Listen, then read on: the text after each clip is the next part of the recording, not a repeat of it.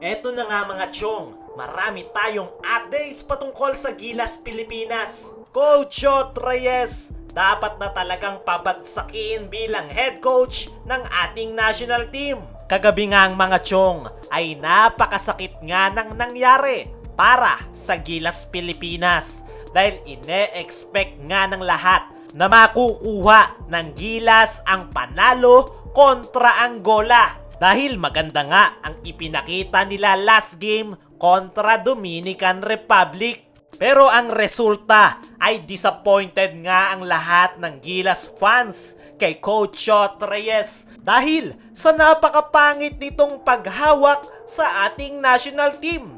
Kung ano nga ang place nila kontra Dominican Republic ay ganun na ganun din kontra sa Angola. Kaya naman, checkmate na checkmate nga ng Angola ang lahat ng plays ng Gilas Pilipinas na puro lang dribble drive hanggang mamatay, isolation, one screen dribble at puro si Clarkson lang ang pumupuntos. Kay JC nga lang nakapokus ang opensa ng ating pambansang kupunan. At yan nga ang naging malaking problema kontra Angola.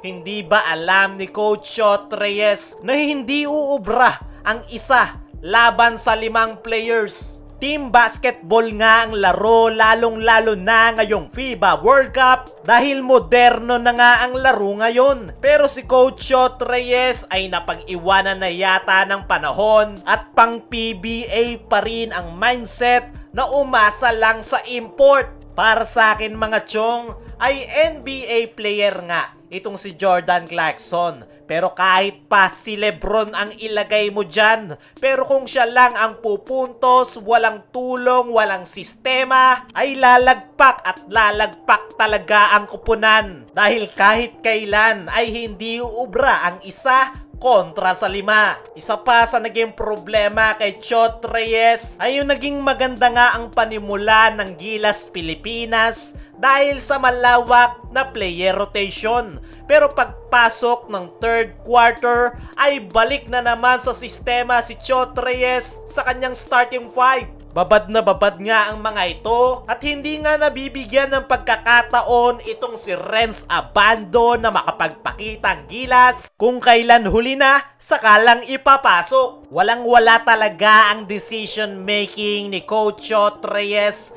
Kung ano lang ang plano ay doon lang siya nakafocus. Wala nga itong game plan o counter adjustment. Kaya kapag nache-check gaya noong kontra Dominican Republic at Angola ay alam mo na talaga na talo agad. Para sa akin mga chong ay oras na talaga para palitan itong si Coach Chot Reyes bilang head coach ng ating pambansang koponan. Nakakahiya na nga sa mga kalapit bansa natin na nag-i-improve gaya ng Japan at Korea. Kahit nga sa Southeast Asia ay unti-unti na tayong naaabutan. Pagdating sa Pilipinas ay paurong nga tayo. Nagkakalat si Coach Chot Reyes. Tignan nyo lang yung history ng Gilas simula nang bumalik si Chot Reyes bilang head coach. Real talk nga tayo dito mga chong.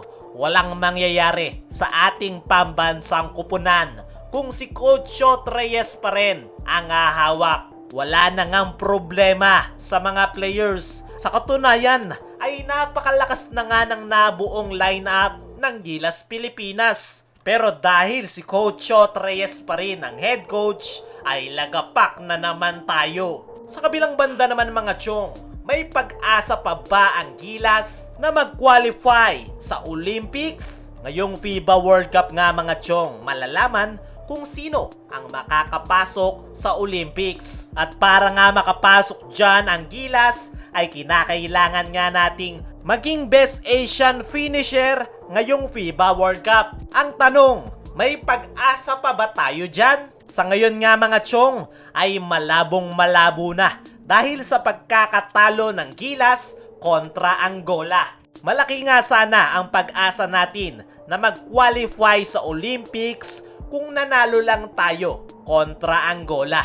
Pero dahil nga sa natalo ang Gilas kagabi, tapos panalo pa yung Japan kontra Finland, ay napakalaki nga ng tsansa na Japan na ang magka-qualify sa Olympics. Meron pa rin pag-asa ang Gilas, pero sobrang liit na nga lang yan dahil kinakailangan nilang talunin ang kanilang huling natitirang laro na Italy, which is malabo pa sa sabaw ng pusit. Dahil sa Angola pa nga lang ay hirap na tayo. Ano pa kaya ang Italy na tinambakan lang ang Angola? Sa ngayon ay ang magagawa na lang natin ay magdasal na matanggal bilang head coach si Coach Chot Reyes.